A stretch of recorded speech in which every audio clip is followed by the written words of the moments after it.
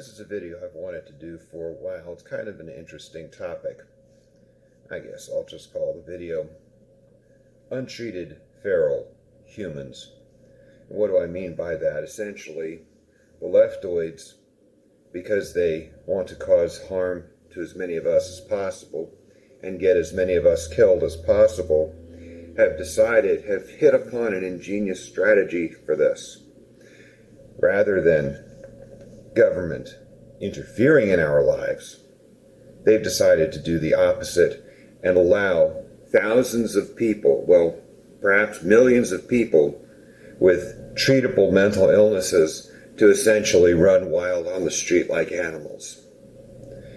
This is intentional. This is done so that they cause harm to themselves and others. And even when these people ask for help, they're not given that help. The leftoids decided that somehow being psychotic is a human right. They did this back in the 70s, and they emptied the mental hospitals and unleashed a crime wave that has been going on ever since. Homeless bums are probably one of the main ways you see it. They commit hate crimes against minorities. Weaker, smaller members of society can be preyed upon, stabbed, thrown in front of trains, raped, or beaten up, and whatnot. These other individuals oftentimes befoul themselves or essentially just relieve themselves in the middle of the street like dogs. Of course, no one cleans it up. And these bums should be taken off the street. Somebody that is floridly psychotic, in the grips of schizophrenia, has no business sleeping under a bridge. They need to be in a mental hospital. They need to be committed, assessed. If they can be stabilized, great, return them to society with a job. Hell, they could even change their name if they want to start up again. But sadly enough, realistically, most of them can't. They'll live, and they live longer in cages. That's just the way it is. These conditions are very difficult to treat. And, the leftists even particularly are fond of letting homeless veterans stay on the street. You see, with the military experience of, somebody that's a homeless veteran that's not quite right in the head has probably, a little bit more potential to hurt somebody than just a civilian that's crazy. So, of course, they want to leave them out in order to jack the crime rate up as high as possible. You can see this policy in New York. Of course, the other area that the left hasn't treated is queerness. Let's be clear. Queerness is a disease. It's not a lifestyle. It's a form of sex addiction, social contagion. All these various freaks, homosexuals, cross-dressers, whatever, pose a threat to themselves and others. The spread of HIV, colorectal cancer, widespread STDs, widespread infections, sky-high rates of domestic violence, infidelity when they so-called marriages, skyrocketing. Domestic violence skyrockets. And the fact is that these kinds of dysfunctional, mentally ill people should not be around kids. In general, you don't want to hobble the development of a child by putting that child into a crime family or forcing them to navigate the very dangerous waters of, say, dealing with crazy people. Kids should be raised by those that are sane. The other thing with these homosexuals is loss of bowel control. You can go into any drugstore, go down the Depends aisle. Now you can make now I like to tell jokes, change your diaper, pants are sagging low, with the hoodlums that do that, but in reality, queerness is the main reason, is the main driver behind the sales of these products. An irritation the thing is, irritation of that area causes inflammation, which causes, which in turn causes colorectal cancer. And if you have sperm cells that are trying to inject DNA into various cells of your intestine, obviously that is obviously carcinogenic, because those things don't belong there, biologically speaking. Now, the lesbians don't suffer quite as much bodily harm.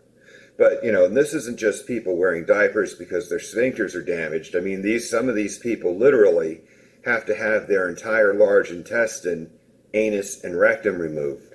And, if you see a 20 or 30-year-old guy with some kind of ostomy appliance or bag, not in all cases, but in the majority of cases, queerness is the reason why.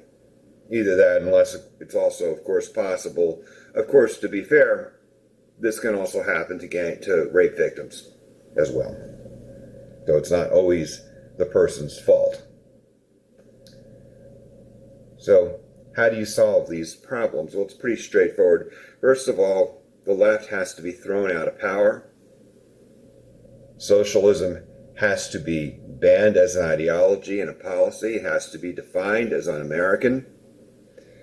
We also need to vastly increase the number of mental hospitals. We may need 10 to 20 times the bed space for them that we have. We have to get these deranged individuals, perverts, off the street and on antipsychotics. And even one incredible statistic that I think Matt Walsh just brought up with transgenders, 40% of them, whether they get surgery or not, or whether you use their pronouns or not, will die from suicide. That's the other problem with failing to treat and acknowledge mental illnesses. If you're not admitting that someone's mentally ill, they can get driver's licenses and guns. So you're giving mentally ill people, 40% of whom are going to die by suicide, firearms. Now, what if they do go into an institution and they're straightened out and abused of their notions and, they get a bill of health from a doctor? That's fine. Their firearms rights can be restored once their health is restored. It's not necessarily making moral judgment here the way you would if somebody has. The rules for commitment need to be altered. There is no constitutional right to be psychotic.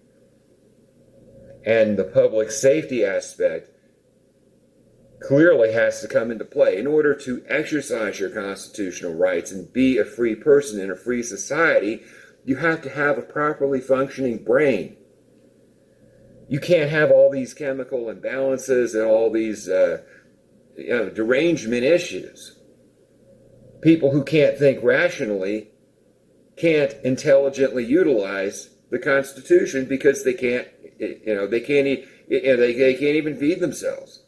Many of these, homeless bums and sex perverts exist essentially. They prostitute themselves. They engage in survival sex, or they just beg for money, or they steal.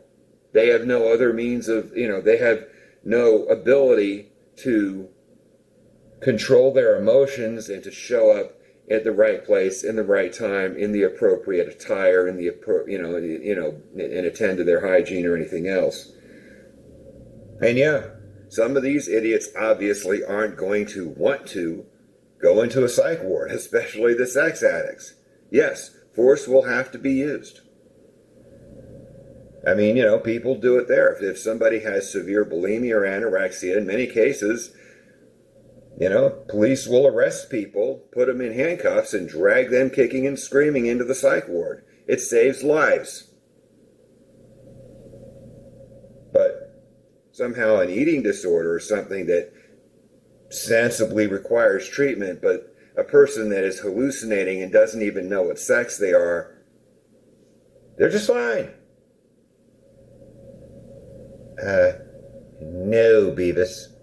I don't think so. But this is just yet another example of essentially why a socialist is not and never should be considered an American. these individuals, the infested, are doing this on purpose. This is not just an issue that spontaneously arose or people who fell for the cracks. They didn't fall through the cracks. Those cracks were wide open doors. They were put there intentionally. And in many cases, even when people ask for help, they're just either thrown in jail and given nothing and then kicked back on the street or not. In other words, they're made worse. This is intentional. The left is guilty of this, and every single untreated psychotic that is out on the street, that gets hit by cars, that freezes to death in the winter, or that has to be killed by someone in self-defense, or who overdoses and dies, or, in some horrible manner, every single one of those deaths and injuries is at the hands of the left and is the entire responsibility of the Democrat Party. This is White Lightning 777 signing out. Long live the Republic.